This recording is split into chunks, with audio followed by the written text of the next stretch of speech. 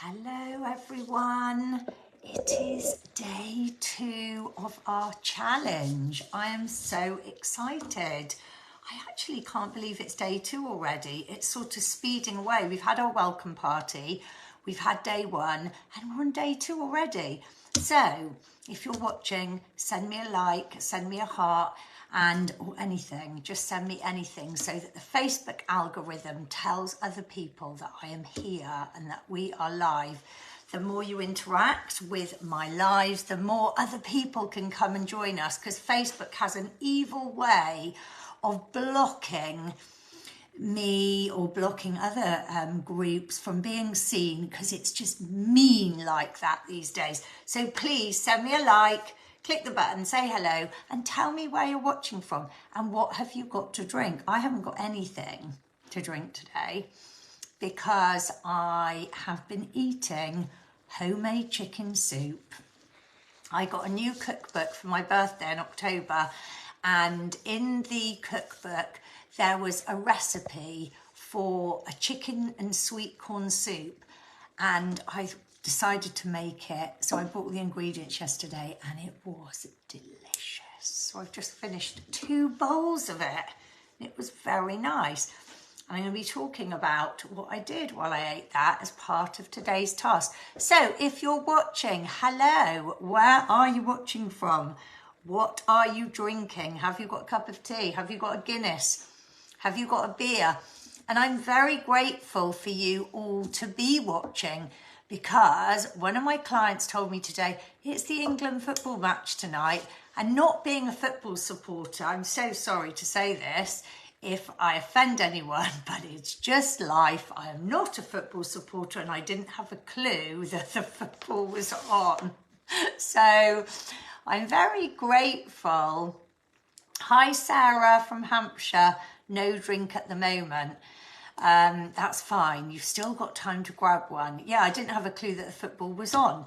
Anyway, as it is the football, it is going to be quiet tonight, I'm sure. Hi Kathy, cup of chamomile tea. Annette, glad to get away from the footy. Yeah, singing my tune. We won't sing a football song, we'll just sing our own song. But yes, so I'm very grateful you're joining me, and thank you. Yeah, so I'm going to be looking this way because I've also got my laptop open, because I've got the group open to talk about the task from yesterday. Had loads of comments in the homework thread. Thank you very much for commenting and giving me your feedback on yesterday's task and the questions. It was really interesting to see what your answers were. They were very varied, but the one overriding thing I noticed that I loved was that people were recognizing things about themselves and being open and honest about it. And that's the biggest step you can make. And people were like, oh, I feel silly with this, or oh, I'm bad at that. I would tell you one thing. No one's silly, no one's bad, no one's pathetic, no one's stupid. The fact is you're all brave and empowering by actually vocalizing and being open and honest and sharing how you feel, because it will always help other people. And I recognize a lot of what was said in those comments and feedback of yesterday's homework thread, because it's all very common things. And that's why it's nice to be together in a group, because we're no longer feeling alone. We no longer think, oh, is it just me that thinks like this? Or do I feel silly because I always do this? Or am I the only one who behaves like this? No, lots of us behave in those ways, or have done, or still have bouts of doing it. So it's really nice to work as a group and be there and support one another. Hi Sophie, no worries, you're late. Jane from Vancouver, drinking warm water. It's snowing here. Lovely. Snow. Send me some likes, please, guys. Click the like button, because more people who are trying to find this video may see it if we send some likes and hearts. And yes, thank you very much. Thank you very much, because it brings up the awareness of the live. So, how did you get on in terms of yesterday's task, what we spoke about in challenge day 1? Did it create any thoughts today during your meal times, during the day, whilst you were thinking about food, whilst you were cooking, whilst you were eating, or even as soon as you woke up? Did it, usually when we do these challenges, what happens is the conversations we have or my chatting to you will hopefully trigger you thoughts to start going on that process of acknowledging and identifying and actually nailing down thoughts about the subject we're working on, the challenge, which is building a relationship, a healthier relationship with our food. So yesterday, when we talked about when do you eat, where do you eat with your family? Do you eat with a mobile phone? Are you scrolling through your laptop? Are you working while you eat? Are you driving while you eat? All of those things are very relevant because it makes us stop and say, I do that a lot. And it's not that it's bad. It's not that it's wrong or right.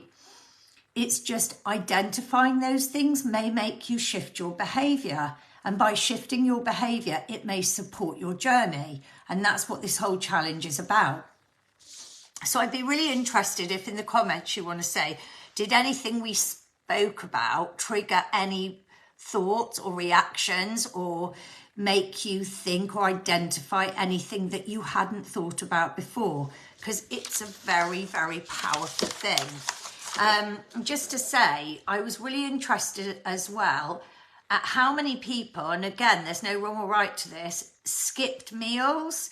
So they didn't eat breakfast or they didn't eat lunch or they ate lunch 3 days a week but not on 4 days a week. And I want you to realise what this is. This is habits. This is habits, and it's all habits that relate to our lifestyle. So some people are saying, I eat breakfast 3 days a week, but I don't eat it 4 days a week because their schedule and routine didn't lend itself to it. And that's okay. But I want you to realise those habits have been built around your routine. So it's all about you going, okay, I don't eat on those days because I do this. And again, if you then identified that you wanted to shift that behaviour, you may shift other behaviours. It wouldn't mean you wouldn't work on those days, but you may shift other things about how you do things. So it's a really powerful thing to start thinking about it and going, I only eat these meals on these days because I work late. So maybe planning would come into force in those days, maybe thinking ahead. You may think, I never did meal plans. I've never done them. Maybe it's something that could help you.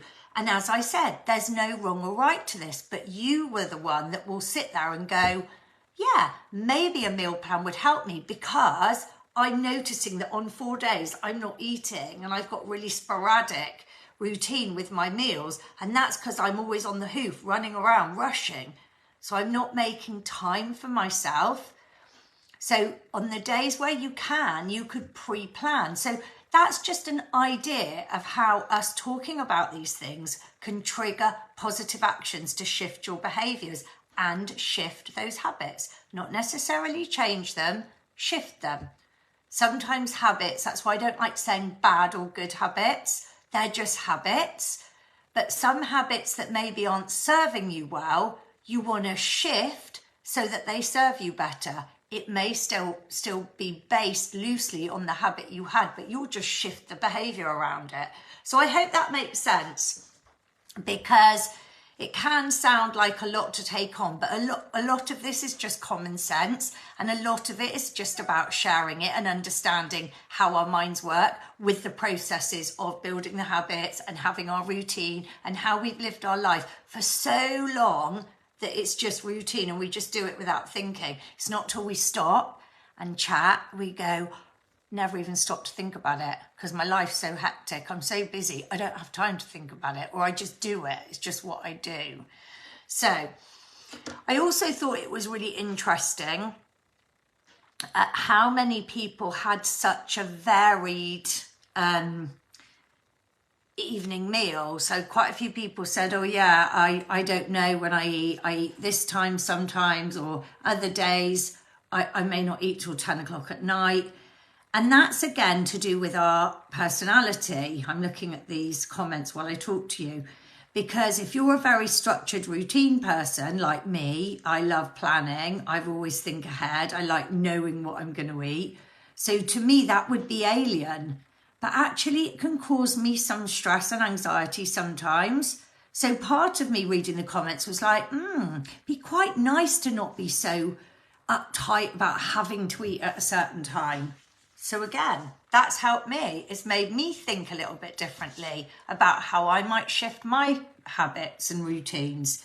So it's all good. It's all positive. So let's talk about day 2. Day 2. Here we go. So if you ever want to say anything in the comments, just comment. If you want to say, has it affected you? How's it affected you? Anything based on what I've just said, just let me know in the comments, and I'd love to, and I'll answer them at the end of this day 2. So after yesterday's task, and we're reflecting on how this affects our habits and how we eat our meals. That's what we're thinking about now, how we eat our meals. Do we rush? Are we on a time limit? That's the first thing I want to think about. When we're rushing, is it because we're on a time limit? Is it because we want to go and sit down upstairs? Is it because we've got loads of stuff to do and do the kids' homework? Is it because we're rushing to finish our lunch break? Think about that. Think about the time you take to eat your meals, very relevant in what we're going to talk about today. Do you have time to sit quietly and enjoy and savour your meals? So how many days and how many meals do you actually sit there and enjoy the process? Now, this is a really relevant point because I think all of our lives are manic and a lot of us are in this rat race lifestyle.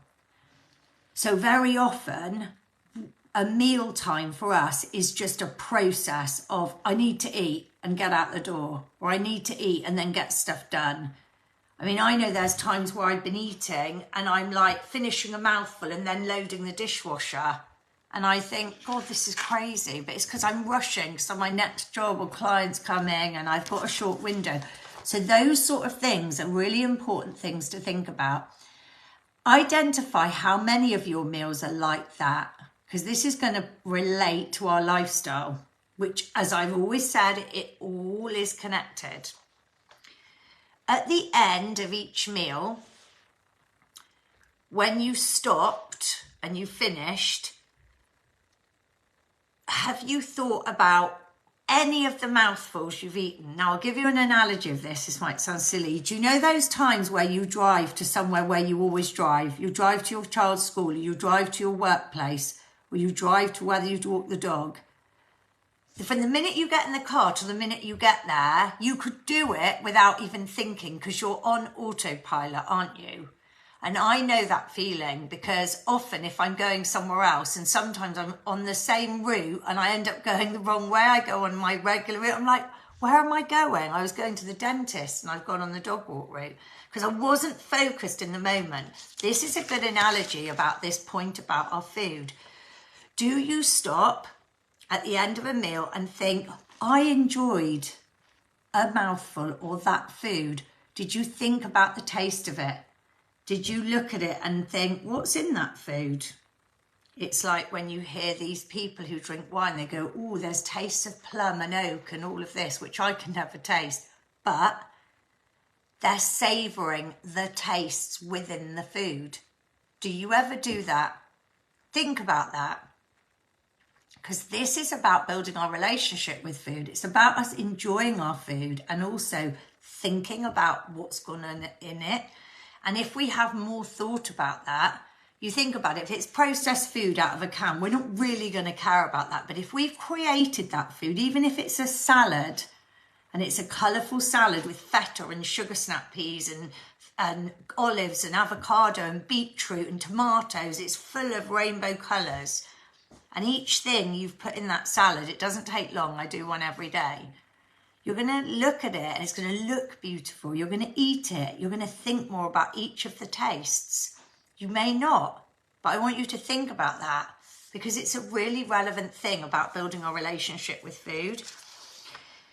And today, what I want you to talk to you about is taking things slowly, slowing down. This is a huge, huge factor that will positively impact on your relationship with food and weight loss. I cannot stress it enough. There's a couple of things that I always teach in my programs to every single client that comes to me about weight loss is the speed at which they eat. So the first thing I want you to think about is when you put a mouthful of food into your mouth, do you put your knife and fork down? Or do you sit there with the knife and fork like that and shoveling it in and shoveling it? I've been in Hong Kong where they've got their noodles and they're literally just with the bowl and it's just constant. So the first thing I want you to think about is, do you put your knife and fork down between each mouthful? Let me read some of these comments. Hi, Helena. Yes, definitely made me think about where I eat my food and also eat the same old 10 meals. Brilliant, Mel. I love that. Actually, nobody's brought that up from last night, is thinking about the meals on rotation. Jane, I actually made a tasty meal last night after listening to you driving home, and I put it in the oven whilst I went for a walk. This morning I heated fruit for my yogurt, much nicer than cold fruit. Ooh, I've got a craving for stewed apple now in Greek yogurt. Heather, hi Heather, I normally have 2.5 seconds to eat my dinner. I feel you. Sophie, I definitely scoff my food far too fast. Sarah, yes, I'm a shoveler. I love this, honesty. Kathy, feels like a race to finish meals in my household. Yeah, if someone's trying to nick your food, yeah. Luckily I live alone, so I don't have that. I just have 2 dogs watching me. Okay, so let's talk about this. I want you to think about this. This is going to be part of your task. Think about how slowly you eat and think about how often you sit and put the knife and fork down in between. So that's really relevant. This is life-changing, I promise you. You might think, what's she going on about? But I guarantee you, if you add this habit into your life, it will change your weight loss, it will change your relationship with food, your digestion. It will change a lot of stuff about your future health with food. It's a golden nugget. So by slowing down, what we do is we send a message from our stomachs to our brain that says, I'm full. Now what happens is if you just eat at this speed and you get to the end of your meal and there's seconds, you just say, oh yeah, I'm still hungry. You haven't slowed down enough to send that message to your stomach to go, I'm full now. I don't need any more, because you've eaten so quickly, the message can't be sent. So by slowing down, we're allowing that message to be sent and our stomach to send the message, well, I'm full. I've had an adequate sufficiency. That's what my grandfather used to say. I've had an adequate sufficiency. So it's always about slowing down. Is physically, it will biologically send that message and it will stop you from overeating. It literally will. So there's a massive win there. I put here, off we don't even come up for air. And I have put the word shoveling, and we are shoveling the food in so fast, the plate is empty before I even realise. Annette, absolutely not. I grew up in a household of brothers, and if I didn't eat quick, I would lose it. Now, this is relevant because this isn't just relevant that, which is funny but true, but our behaviours from childhood massively directly affect how we behave now. And I'm going to be talking about more of these behaviours as we go through this challenge. It's so true. Okay. Now, even this about your plate being full and at the end finishing it. How many times did we used to think, I have to finish everything on my plate? So, we grew up in that era. It's very different now. So this is all how we have to shift our behaviours. So now you haven't got the fear of someone nicking your food. You can slow down, but we've built a habit around that. And the habit was built around the behaviours that were going on around us. So it's totally relevant. Say hello if you've just joined. I want to hear who's here. Send me some likes. I get that message all the time and I just choose to ignore it. I like your honesty, Sophie, but it may help you if you don't ignore it moving forward. So try, with the homework tonight, we're going to put some of these things in. That has made me laugh a lot. Kathy, I had to eat everything on my plate too when I was a kid. Still do. Well, so do I. I wake up thinking about food and I think about food nearly all day. I love food. So this is a good challenge for me because you're singing from my hymn sheet and I'm very qualified in talking about all aspects of food because I think about it a lot. So, okay, let's get on to day 2's task. So, today's task is, and remember I'm going to do a new thread and it will say day 2, or it will say something, there'll be a GIF, and I'll write the task questions and you need to answer under that thread, not under the old thread. Okay. Melanie, there was no pudding unless main meal finished when young. I remember having to eat cabbage and mashed potato for my breakfast because my dad said if I didn't eat it for dinner, it would be served up for breakfast. And by golly, he was strict with us. That wasn't an enjoyable breakfast. Anyway, your task is, Sophie, are you listening? When you eat your meal, if you've already had it, this is tomorrow's task for every meal you eat. And it doesn't matter whether you're on a time limit, because if you're on a time limit, you're just going to have to do this and see what happens by doing this task. Every mouthful you put in your mouth, you have to chew a minimum of 5, and you can chew as many times as you want each mouthful. So a minimum of 5. So you put the mouthful in, 5 chews before you swallow the mouthful. I say 5 to 8 for each mouthful. So that's your task, day 1, 5 to 8 times before swallowing each mouthful. Day 2 task, every time you eat a mouthful and you take those chews, you're going to put your knife and fork down and you're going to put your hands in your lap and you're going to chew the mouthful and you're going to think about what you're eating. You're going to go, oh, Steph, that's so boring. Trust me on this. Please trust me. Have faith. Because this is your homework tonight, is chew each mouthful 5 to 8 times before swallowing. Put your knife and fork down in between mouthfuls. And I want you to feed back to me on how it goes. So your day 2 task, homework, you're going to do tomorrow. And you're going to write in the thread tomorrow. You're not writing in the thread tonight. But in the thread tonight, I might be asking a bonus question. So you'll have to go to the thread to when I've written it to see the question. So that's what we're going to do for day 2. Slow down our eating process and see what happens. See if that message gets sent to the brain and try not to ignore it. It's a massively powerful tool.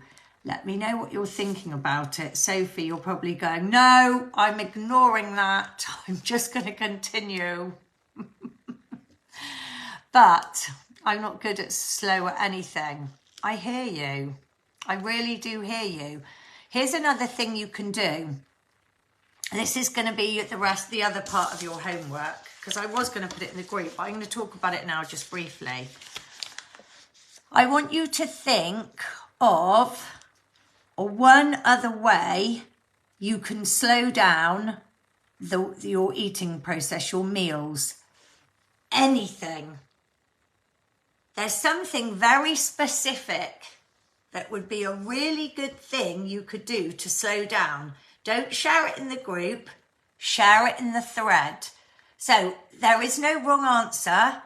You come up with a way, an idea, a tactic where you can slow down the eating process. Funny answers are allowed. There is no wrong or right answer. I'm really looking forward to hearing what you say. So, your homework, you can write this one tonight. What other tactic or strategy would you use to slow down your eating process at meals, apart from eating, putting the knife and fork down and chewing the mouthful 5 to 8 times? Write it down, and then tomorrow, every meal, 5 to 8 chews per mouthful, and put your knife and fork or spoon down in between, or your chopsticks. No, honestly, I'll give it a try. So I hope you've enjoyed day 2 of the task. Slow and steady wins the race. That was today's subject of how to build a healthier relationship with our food. It's all going to make sense by the end, I promise you. So I will see you tomorrow, day 3. And if you've got any questions, any feedback, or if you're not receiving the emails or anything else at all, send me a message. I'm here all day, every day, attached to and connected to my group. So feel free to connect with me and have a wonderful evening. I don't even know what's happening in the football. Quite honestly, I don't care. I shouldn't say that. But anyway, have a lovely evening. If you're watching the football, go and cheer them on. And I'm going to have a cup of tea and watch some Netflix now. Sending you lots of love. Thank you for joining me.